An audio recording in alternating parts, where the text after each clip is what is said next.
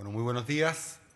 La verdad de las cosas, me hubiera gustado más estar sentado ahí con Roberto Méndez, discutiendo libremente sobre la sociología de este extraño país o extraña economía que crece, pero la gente... Bueno, sobre la sociología de este país que crece, pero no obstante no parece sintonizar las distintas visiones del país. No lo puedo hacer porque mi trabajo actual me lo impide. Solo quiero llamar vuestra atención sobre tres de las gráficas que mostró Roberto. En primer lugar, y en la parte de los activos, si estamos pensando en los balances, vean ustedes, desde el punto de la calidad de las políticas, por el lado de la libertad económica, micro, como le gustaba decir Andrés Concha y a Juan Claro, estupendo. Desde el punto de vista macro, lo destacó José Gregorio, que hay que reconocer las cosas buenas que tenemos. En la mitad de la década, no sé quién era ministro en ese entonces, Chile llegó a ocupar el número 1 en el mundo como calidad de políticas macro y se mueve ahí en el entorno de los primeros 5. Pero miremos la otra parte y veamos, también en la transparencia de Roberto Méndez, índices muy claves como el costo de la educación como fracción del ingreso per cápita. Y miren ustedes lo que le pasa a Chile versus lo que le pasa a Nueva Zelanda, Australia, Canadá, países de intensivo material prima. O sea, hay una parte de la mesa, una mesa de tres patas que está coja. Si viéramos costo de la salud, vamos a encontrarnos lo mismo. Tenemos oportunidades fantásticas por el lado de la dotación de recursos, políticas de libertad económica y macro, estupenda, pero la pata social tiene problemas y tenemos que reconocerlo. Como tenemos mucho tiempo para ponernos de acuerdo porque el mundo no se va a acabar y vamos a tener muy buena perspectiva económica, Chile tiene que tener una conversación sobre esta tercera pata que no, ustedes me conocen, jamás estaría con aventuras populistas de ninguna especie, pero que tiene posibilidades de acuerdo más estructural, que nos ponga más cerca de los que supieron hacer esta ecuación entre buenas políticas, dotación de recursos naturales y desarrollo para todos. Bueno, casi con eso podría haber concluido, pero les digo que, no obstante, el panorama de las economías industriales es extremadamente complejo. Estoy realmente convencido de que Sudamérica, si mantiene el rumbo de navegación y no se sobreexcita en las turbulencias que van a venir, va a prevalecer y más temprano que tarde deberemos tener el ambiente relativamente más despejado. Pero voy a partir por mostrar cómo la cosa se ha ido. Vean ustedes cómo estaban las bolsas de valores en las barras en azul y cómo estaba la proyección que nosotros hacíamos para el crecimiento de la economía mundial en 2011. Vean ustedes que iba ligeramente hacia abajo, pero las bolsas estaban relativamente bien. Vino la crisis griega, la primera parte de la crisis griega fue a mediados del año 10 y las proyecciones se derrumbaron junto con derrumbarse las bolsas. Después vino una especie de veranito San Juan, el cambio en la política monetaria de la Reserva Federal y relativamente mejores datos, fue todo lo que fue el segundo semestre del año 10. Las bolsas habían subido en los países industriales y las proyecciones comenzaron a crecer y comenzamos a proyectar el 2012. El primer semestre fue muy engañador, se veían cifras relativamente blandas, pero muchos, entre ellos no estuvimos nosotros, creyeron que las cifras más blandas tenían que ver con el soft touch, el problema del tsunami de Japón, etcétera, etcétera. Nosotros creíamos que había vulnerabilidades o debilidades más estructurales que se probaron dramáticamente en la medida que se produce toda esta combinación de shocks sobre, intentamos, una economía extraordinariamente débil. Porque el problema del deadlock, de la incapacidad de ponerse de acuerdo en el Congreso de Estados Unidos sobre el límite de deuda, y los problemas de Europa en términos de solucionar su problema de deuda soberana, no sería ni siquiera una imagen velada de lo que son si el crecimiento subyacente de esta economía fuera vigoroso. Pero no lo es. Y es una economía tan anémica, tan debilitada, que cualquier shock de incapacidad de ponerse de acuerdo políticamente, y desgraciadamente cuando la situación económica es más débil, la capacidad de acuerdo político muchas veces es aún más frágil. Entonces, estos shocks, lo que hemos llamado la crisis de credibilidad que viene ahora, se establecen sobre una economía mundial extraordinariamente débil y particularmente economía desarrollada extraordinariamente débil. Entonces, ¿dónde estamos ahora? Es lo interesante, habida cuenta de la crisis de confianza que estamos viviendo. El escenario base era todavía de un crecimiento para las economías industriales, como lo ven ahí, en torno a 1,5%, pero hoy día no podemos estar ciertos de que ese escenario base se va a cumplir, y más bien es un escenario deseado más que un escenario base. Bueno, no obstante, déjenme, para fines de completitud, decir cuál es el escenario base que hoy día nosotros manejamos y cuáles son los supuestos claves que están detrás de él. Primero es que Europa logra contener la crisis, que en definitiva es la solución del Fondo Común Paneuropeo, el IFSF, junto con la acción del Banco Central Europeo muy decidida para proveer liquidez a las economías más cercanas al centro, como Italia, España y otros, más el ajuste fiscal de esas mismas economías, finalmente logran preparar los mercados. Estados Unidos, que está extraordinariamente débil, a mí me toca supervisar Estados Unidos, encuentra una salida a este conflicto entre demócratas y republicanos respecto al tema fiscal. Ya voy a ver los escenarios que se van a plantear. Y tercero, y muy importante, que ninguna de las cosas que ocurre en Europa y Estados Unidos llega a afectar el dinamismo del crecimiento asiático. Si ese es el caso, lo que vamos a tener es que sobre Sudamérica, particularmente sobre Chile, van a continuar estos doble viento de cola que es lo que hemos tenido en los últimos años, con un financiamiento externo extraordinariamente barato, porque la debilidad de las economías industriales hace que las tasas de política monetaria vayan a continuar cercanas a cero por el futuro previsible, al menos 2 años en adelante. Por tanto, el financiamiento externo está barato, y en la medida en que no haya crisis de confianza, crisis financiera en los países del centro, y por tanto que no tengamos problemas de continuidad en el crecimiento de la economía asiática, los precios de los commodities seguirían altos, algo más moderados, pero todavía altos. Si ese es el escenario, es posible que el temor al sobrecalentamiento que nos ha abandonado en lo más reciente debido a la crisis de confianza reemerja, y más bien nuestro problema va a ser no crecer en exceso más que crecer demasiado poco.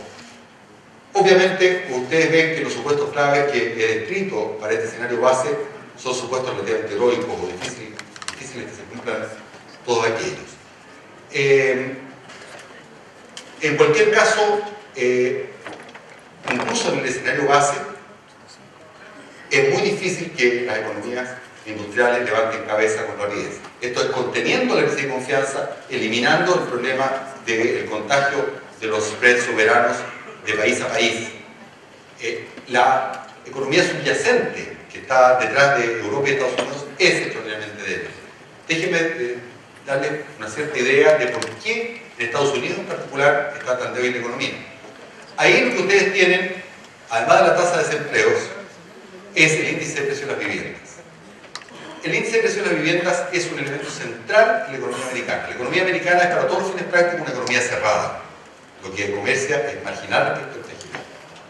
Y dentro, a diferencia de la economía asiática, dentro de la demanda interna, lo fundamental es el consumo.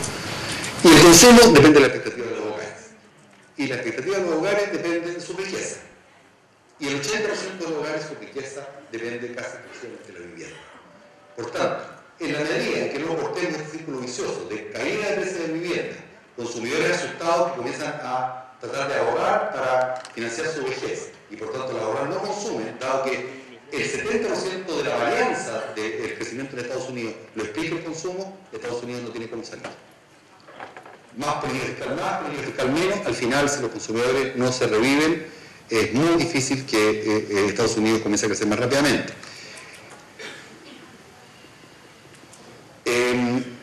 No quiero asustar a nadie, porque he dicho que nosotros al final dependemos mucho más de lo que ocurre en Asia. Pero, solamente para darles una idea, en este momento existen 7 millones de casas que están o en oferta en el mercado, o que la deuda está delincuente, la deuda hipotecaria con el banco. Pero encima de esas 7 millones de casas hay 6 millones de casas más que están debajo del agua, lo que se llama underwater, que son residentes cuya deuda excede el valor de la casa. Por tanto, es, como en Estados Unidos, ustedes saben, las deudas hipotecarias no son recurrentes, ustedes no lo pueden cobrar por otros activos que ustedes tengan si es que ustedes no pueden pagar la casa. La gente al final, cuando ya se aburre de esperar que la casa se recupere de precio, simplemente deja las llaves y por tanto es lo que se llama un inventario sombra de 6 millones de casas más que puede salir al mercado. Total, 13 millones. Respecto a la velocidad de ventas, este es un índice, el stock dividido por la velocidad de ventas, 5 veces superior al tiempo normal. Por tanto, no tiene cómo repuntar en el futuro cercano el precio de las casas. Si no tiene cómo repuntar el precio de las casas, no va a repuntar la riqueza de los consumidores. Si no repunta la riqueza de los consumidores van a seguir alejados de los supermercados y de las tiendas, y Estados Unidos va a seguir creciendo extraordinariamente poco. Europa, si soluciona los problemas financieros, tiene un problema de competitividad, lo dijo José Gregorio, feroz. Y por tanto vamos a tener economías industriales extraordinariamente lentas. ¿Por qué esto es importante? Por lo que ustedes están viendo acá. Porque eso va a significar, sí o sí, que las tasas de interés en las economías industriales continúen extraordinariamente bajas, cercanas al zero bound por el futuro previsible desde la perspectiva actual. Eso introduce un problema de complicaciones de política económica, pero también es un elemento que cualquier empresa tiene que incorporar. No obstante, ustedes han visto, me imagino, los industriales exportadores con algún agrado, que no obstante esta política monetaria extraordinariamente barata, si yo emito muchos dólares, obviamente el precio del dólar va a bajar. Han visto que el precio del dólar ha subido un poco en Chile. Y esto se ha producido porque aún que las tasas base estén muy bajas, producto de la crisis soberana de Europa se ha producido un enorme incremento en la aversión al riesgo.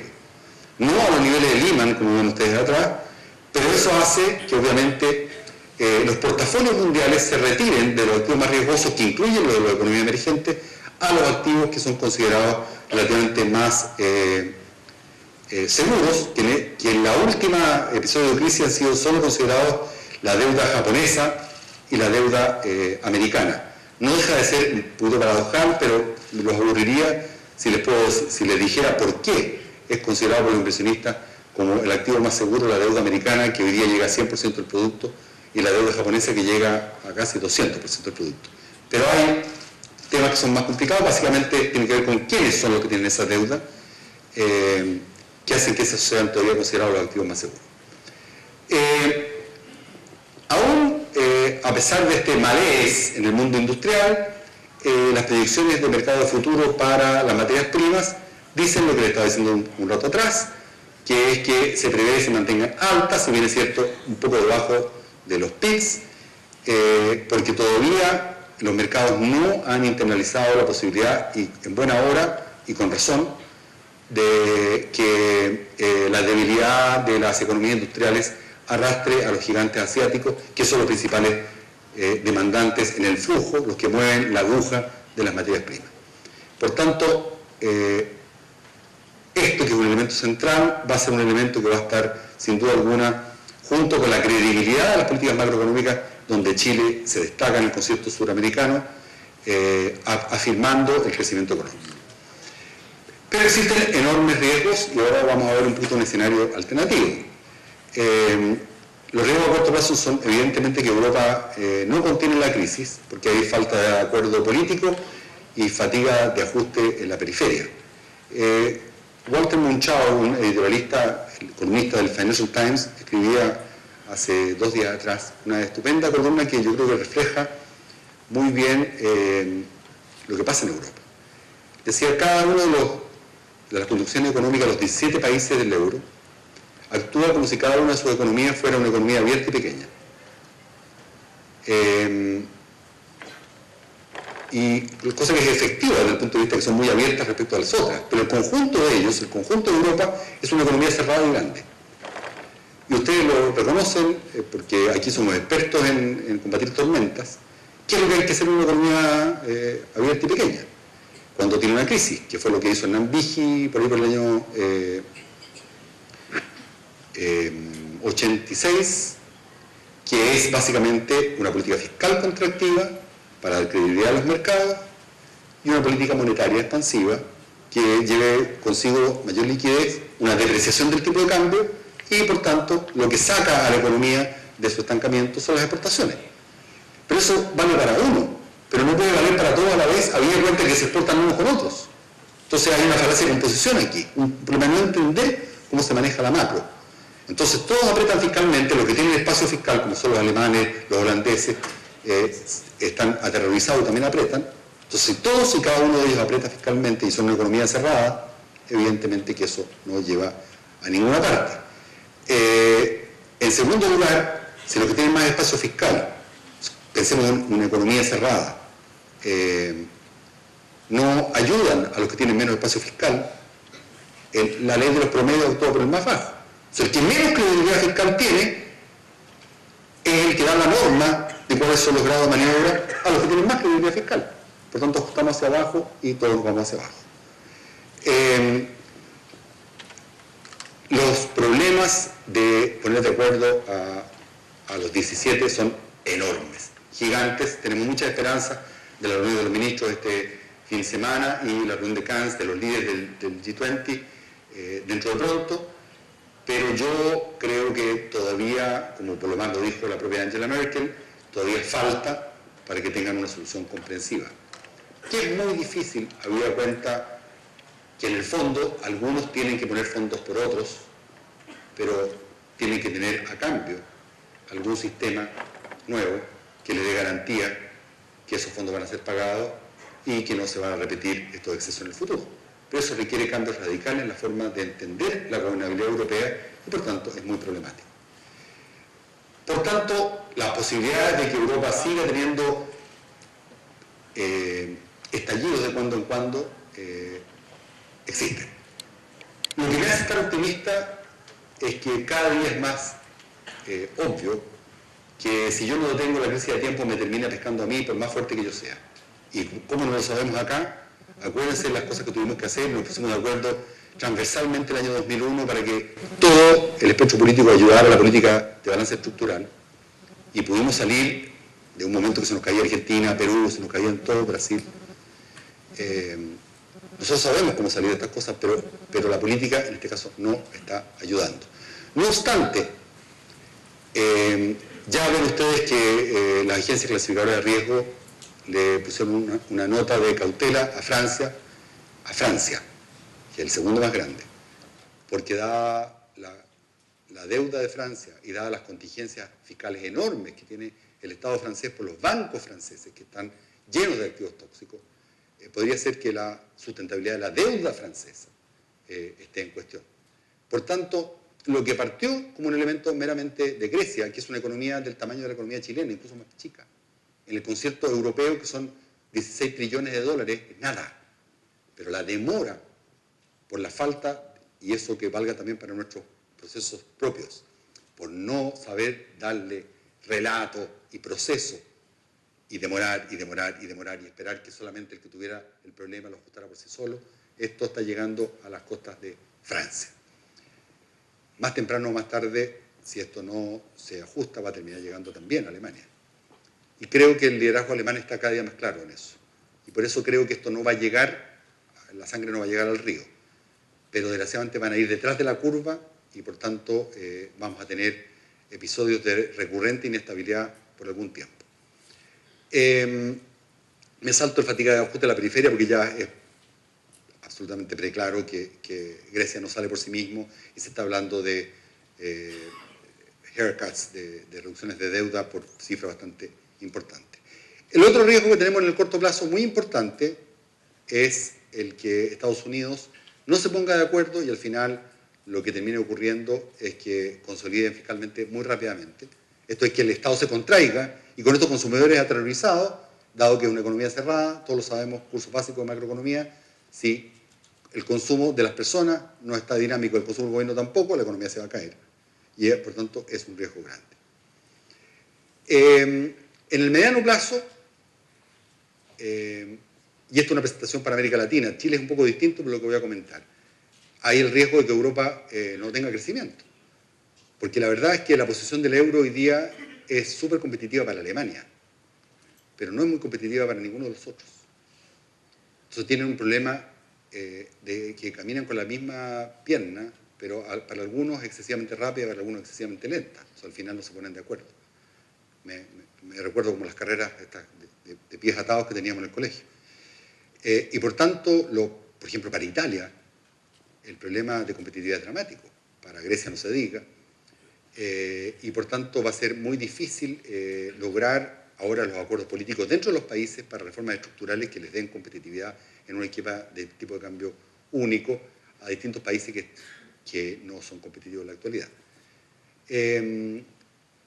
El segundo riesgo de mediano plazo es que Estados Unidos no solo tenga un exceso de consolidación fiscal muy rápida en el corto plazo, que habida cuenta del enorme problema de endeudamiento americano, no basta. O sea, lo que yo tengo que hacer en Estados Unidos hoy día es hacer un plan para una consolidación fiscal brutal, pero en el tiempo apropiado, pero legislarlo ahora, porque evidentemente si no, no tengo credibilidad. Y por tanto, aunque yo haga muchos ajustes cortos, eso puede continuar siendo una espada de Damocles sobre la credibilidad de los bonos del Tesoro. Y si llega a haber un problema de credibilidad de los bonos del Tesoro, que yo no lo veo en el futuro cercano, realmente ahí habría que llamar a la Filomena, como dice el chiste, porque el ancla de todo el sistema financiero mundial son los bonos del Tesoro. Porque realmente no soy capaz ni siquiera de imaginar la debacle financiera que haría en el mundo si llegáramos a tener un problema serio de ataque de los mercados hacia los bonos del Tesoro americano. Pero lo veo muy improbable, pero son riesgos que hay que tener en mente. Y el tercer riesgo de mediano plazo es que China no agote su capacidad de compensar. ¿Qué le pasa a China? Ustedes ya lo saben, pero se lo repito. China tenía hasta hace poco un modelo básicamente basado en las exportaciones a las economías industriales. Hoy día, como las economías industriales están en el pozo, puede exportar menos hacia las economías industriales. Los americanos quieren que los chinos reevalúen, los chinos dicen ni muertos, si ya tengo problemas para exportar, más encima reevaluar, ya liquido los exportadores, y eso no tiene cara de solucionarse. Entonces lo que han hecho con gran astucia es redirigir la demanda desde lo que les llegaba desde el exterior hacia demanda interna, que lo han hecho de momento con el expediente más fácil de todo, que es mayor inversión pública.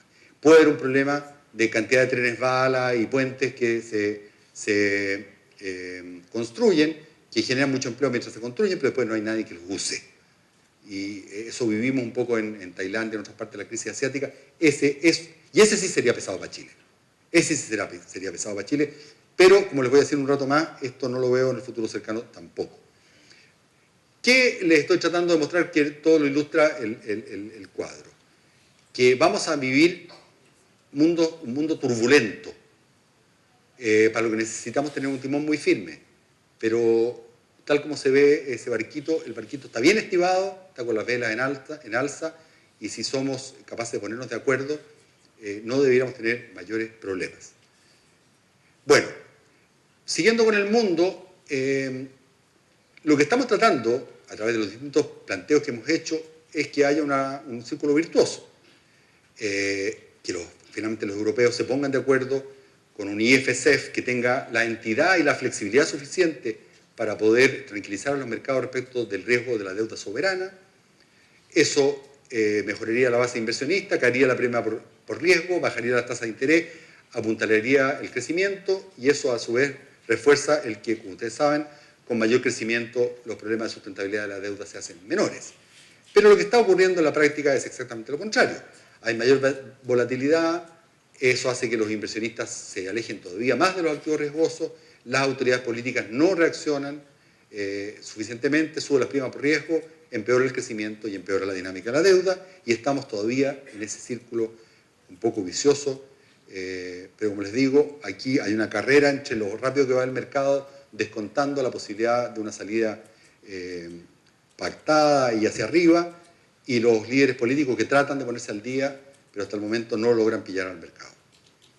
Bueno, ¿qué ha pasado hasta el momento? Hasta el momento, y véanlo esto en dos dimensiones, que es muy interesante. Vean ustedes lo que está pasando en la periferia de Europa y cómo los riesgos de los credit default swaps se han ido a las nubes, desde 400 puntos base, no hace mucho, a 2.000 puntos base. Y vean ustedes que el núcleo de Europa, en perspectiva, y América Latina, negro y azul abajo, prácticamente no se mueven. Si lo vemos con una cosa microscópica, para no tomar excesivo confort de los que están incendiándose, sí hay en el margen una respuesta hacia arriba y vean que los spreads han subido ligeramente, tanto en el núcleo de Europa como en América Latina, y como lo decía el propio Roberto y de Gregorio, hay algunos países latinoamericanos que son los promedios que tienen menores spreads que el núcleo de Europa, particularmente Chile. El azul y el negro, por si se dan cuenta, es el mismo azul y negro del lado, pero con una escala distinta. Por tanto, hay un pequeño contagio. Esto es lo que ha derivado en caídas de las bolsas y en algo de alza del tipo de cambio. Y eso está actuando de momento casi como lo que llaman los americanos un blessing in disguise, una bendición disfrazada, por cuanto mientras Brasil, Chile, Perú tenían algún riesgo de sobrecalentamiento, esto está quitando un poquito de exceso que estaba ocurriendo en lo más reciente. En la medida en que esto no se prolongue, pero de momento son solamente señales de cautela. Bueno, veamos el problema americano. Aquí tenemos tres escenarios que son plausibles. El rojo voy a partir de la derecha a la izquierda. Yo siempre me gusta irme más para la izquierda, así que... si se aprueba la última propuesta, así llamada AJA, del presidente Obama en Estados Unidos, lo que ocurriría es que en el año 2012 no habría ajuste fiscal. Vean ustedes que el cubículo rojo está ligeramente hacia arriba, significa que hay un pequeño estímulo fiscal. Eso es lo que ha planteado el presidente Obama. Si lo que se produce es un deadlock, no se ponen de acuerdo republicanos y demócratas, cosa que es altamente probable, y por tanto simplemente los paquetes de estímulo que estaban legislados pero que tienen una expiración en este año, por tanto esto no es un escenario digamos metafórico, sino que es lo que va a ocurrir si no se ponen de acuerdo. El ajuste fiscal del año 2012 sería de en torno a menos 2%. Si ese escenario se materializa, el que está sobre la elipse, ¿qué es lo que ocurriría si no se ponen de acuerdo? Estados Unidos entra en recesión. Si se ponen parcialmente de acuerdo, como es lo que creemos que puede ocurrir, porque los republicanos difícilmente pueden oponerse a extensiones de rebajas tributarias, podríamos tener un escenario más calibrado, como el escenario calipso celeste, con un ajuste fiscal del orden del 1%. Pero el riesgo de que el deadlock se vaya al escenario azul intenso y por tanto que tengamos una cuasi recesión en Estados Unidos existe. Bueno, esto yo creo que es lo que a ustedes les tiene que importar más de todo, tal como a los peruanos, tal como a los brasileños.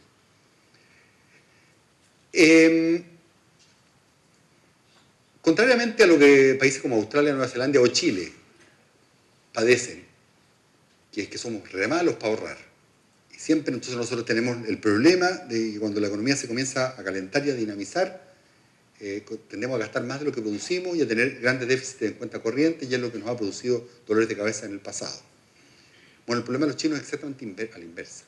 Consumen demasiado poco, ahorran demasiado. Y últimamente la fracción del consumo en la línea azul sobre el PIB ha caído, véanse ustedes, a niveles de 50%, o sea, de cada 10 yuanes que recibe un chino, ahorra 5. Nosotros gastamos 11 y podemos prestar 1. Bueno.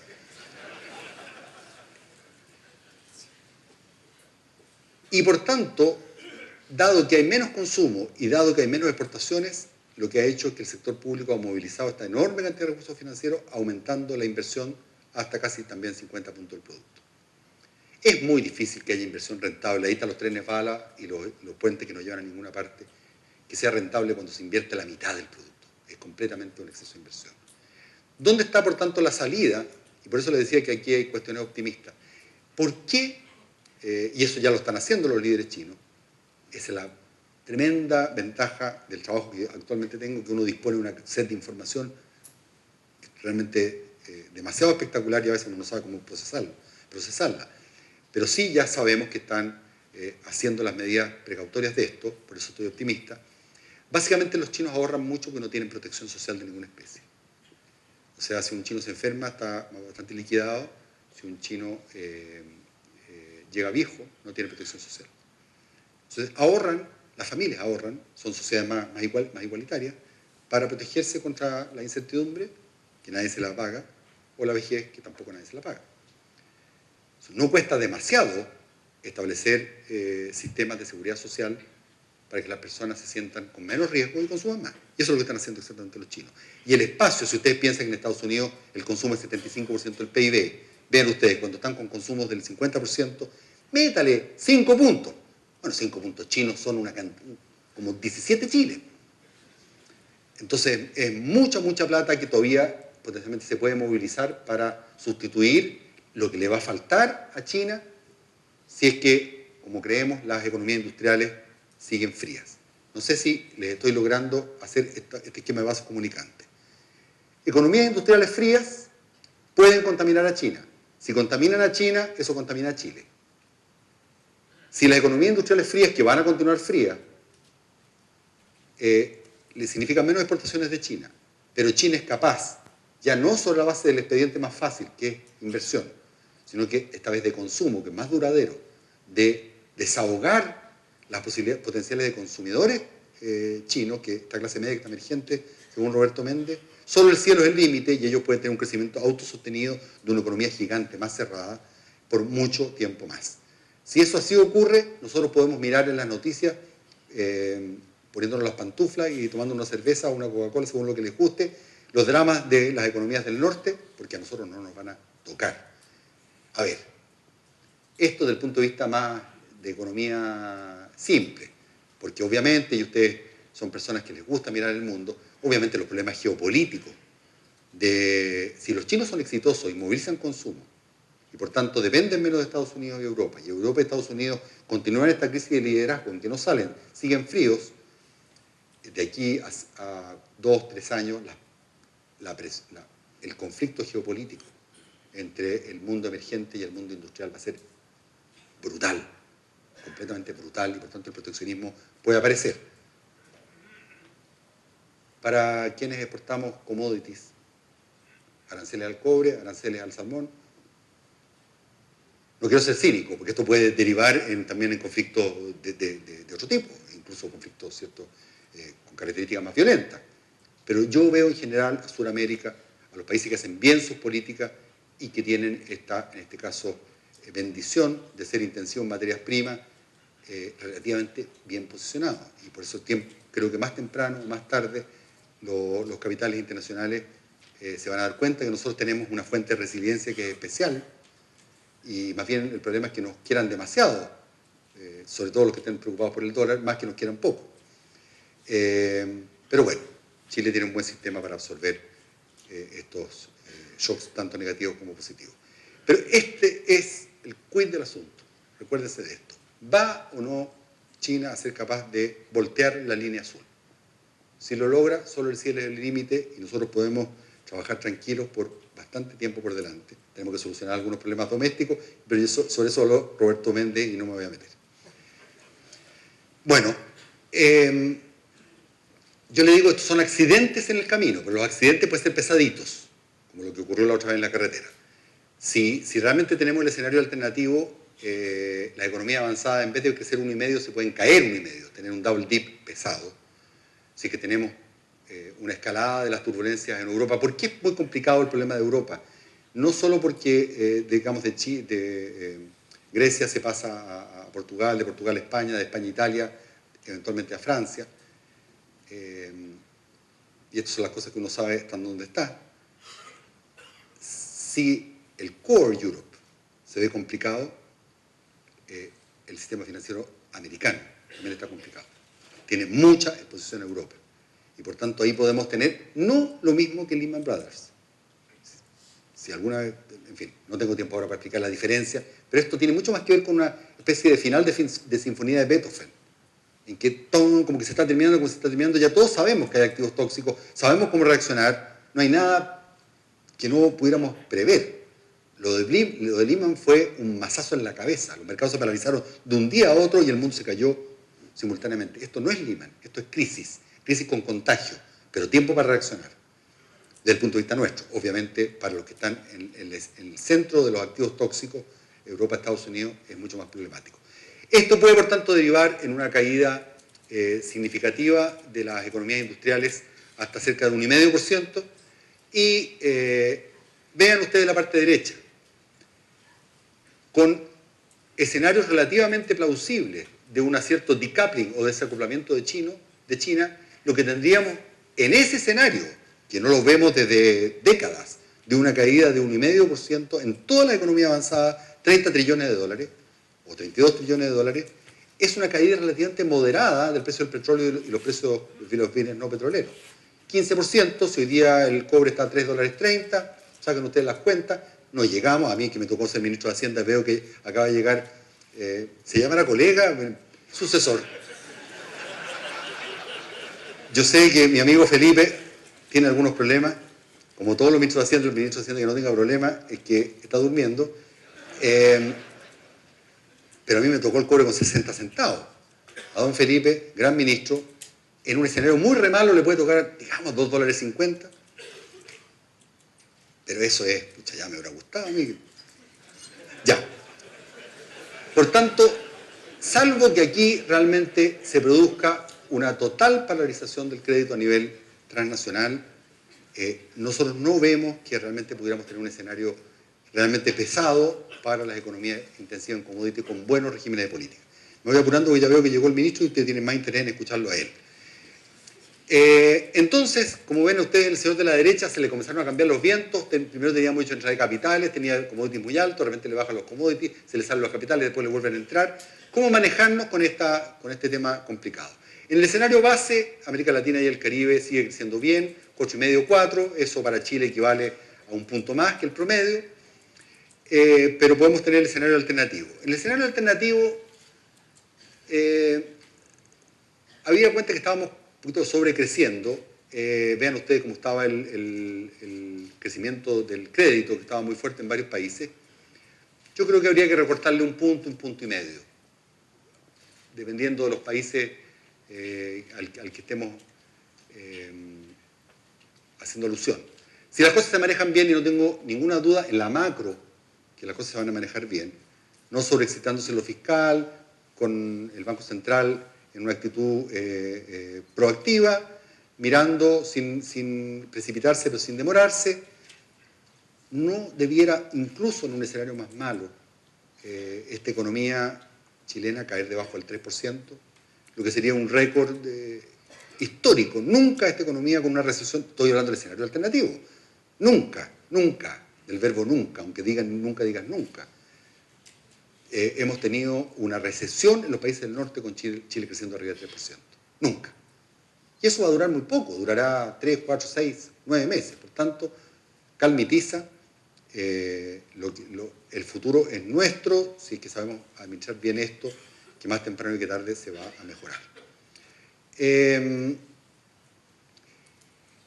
Claramente los mercados hoy día están diferenciando más la fortaleza de nuestra economía respecto a lo que fue el episodio Lehman, y ven ustedes que los commodities se cayeron mucho más, azul versus rojo, en el episodio Lehman, el VIX, la versión al riesgo, subió mucho más, pero algo que es muy espectacular, y que lo planteaba José de Gregorio, y aquí en Chile es particularmente fuerte, que es como el sueño del pibe, que es cuando tenemos estos escenarios de retracción internacional, en que obviamente los inversionistas se van de los activos más riesgosos. En el pasado, lo que nos ocurría es que cuando habían shocks internacionales y los inversionistas se iban de los activos más riesgosos, no dejaban títere con cabeza. Se iban de los activos de renta variable, pero se iban de los activos de renta fija también. Y miren lo que ha pasado ahora. La renta fija chilena es sólida, solid gold. Y lo que ha hecho es subir de precio o bajar de tasa. Entonces esto le pone un piso absolutamente a la posibilidad de desaceleración. Esto es mucho mejor como estabilizador automático que la regla fiscal, por más que sea de su señoría, pero no borriza. Y esto tiene que ver con la credibilidad fiscal y monetaria. Esto es lo más importante que tenemos, esto es un activo que vale oro. Esto ya lo vio un poquito de Gregorio, el tema de activos financieros. ¿Estamos todos en el mismo bote? No. En Sudamérica hay países mejor comportados, países peores comportados. Hay países que antes, ustedes imaginarán cuáles son los sospechosos, que han tenido, no obstante este episodio de altas materias primas, una política fiscal súper procíclica. Y en un escenario más malo, en que caen un poco los commodities, en que hay más aversión al riesgo, hay algunos países de Sudamérica que van a tener serios problemas. Los que han tenido una política fiscal procíclica. Los que tienen poco endeudamiento, como es el caso chileno, y que han tenido una política fiscal responsable, no tienen por qué preocuparse en la medida que continúan con esas políticas. Pero dentro de Sudamérica yo quisiera decir que claramente hay como dos grupos distintos. Vemos bastante sólidos. Hay países como Perú, el mismo Brasil, en la medida en que no se exceda en los estímulos que trate de plantear la economía para no desacelerar. Porque esto es como un navegante. Muchos de ustedes deben navegar, yo no. Pero es lo que me ha dicho Rodrigo Valdés, que es mi subdirector, que es navegante. Por más experto que sea el navegante, si trae vientos de cola y los vientos le comienzan a venir de frente, ahora cambiará la vela, pero no puede pretender ir a la misma velocidad que venía cuando venían los vientos anteriores. Eso es lo que hay que hacer básicamente, cambiar las velas, pero hay que no sobreexcitarse. Y eso tiene que ver con la política. El mundo de la política es muy importante, como lo supe y lo sabe ahora el ministro. Y confío que ese va a ser el caso de muchas economías que se van a poder poner de acuerdo con la realidad en vez de tratar de negarla. Decía un premio Nobel de la economía, los que niegan la realidad están siempre dispuestos a tomar apuestas cada vez más riesgosas. Y hay algunos no demasiado lejanos a Chile que están un poco en esa tesitura. Bueno, ahí están ellos. ¿Qué es lo que nosotros estamos planteando que deben hacer básicamente los países latinoamericanos, sobre todo suramericanos? Había cuenta de lo que les voy a mostrar en un momento más. No, se me saltó el mapita. Pero este va a ser un camino lleno de bumps in the road. Por tanto, hay que continuar construyendo las defensas fiscales. Francamente, tratar de estimular excesivamente la economía con política fiscal sería inapropiado. Inapropiado porque la gran credibilidad y lo que nos va a garantizar que no tengamos restricciones crediticias es que la situación fiscal sea muy sana. Por tanto, la línea de defensa frente a un ulterior recrudecimiento de las presiones tiene que ser la política monetaria. En Chile, afortunadamente, y eso no lo puede decir otros países, no quiero mencionar a ninguno, porque obviamente estas cosas pueden ser malinterpretadas por los mercados, pero en Chile lo que se llama, disculpen la sutiquería, el pass-through, ya lo probamos una vez, es extremadamente bajo. O sea, el Banco Central puede relajar las políticas, puede irse el tipo de cambio para arriba y la inflación va a seguir controlada. En otros países había cuenta de fenómenos de dolarización. Si el tipo de cambio se va para arriba, inmediatamente la gente se cambia a dólares y por tanto no pueden hacer relajamiento monetario. Chile lo puede hacer, por tanto el mundo cambiario monetario va a permitir los grados de libertad suficientes para que la economía siga andando a una velocidad apropiada, no excesiva, pero apropiada. Finalmente, y esto lo conversé con el ministro Larraín hace unos días atrás en Washington, una cosa muy importante porque vamos a tener otras semanas de terror, seguramente, antes que llegue la solución final, mantener los niveles de liquidez fluidos. Eso nos pasó el año 2008, le pasó al ministro Velasco, se le apretó la liquidez y la economía se vino para abajo, porque obviamente no conocíamos lo que era ese tipo de crisis. Lo mismo le pasó a Estados Unidos, a México. Si los niveles de liquidez en dólares y en pesos están fluidos, incluyendo la libre línea de comercio exterior y otras, creo que Sudamérica y los países mejores manejados como Chile, Perú, Brasil, Uruguay, Colombia, entre otros, debieran poder capear este temporal cuyo grado de intensidad no sabemos con exactitud, pero que no podemos pensar que se ha ido del todo, muy por el contrario, podemos tener nuevos tornados azotando nuestras costas, con claridad y el timón firme debiéramos prevalecer. Gracias.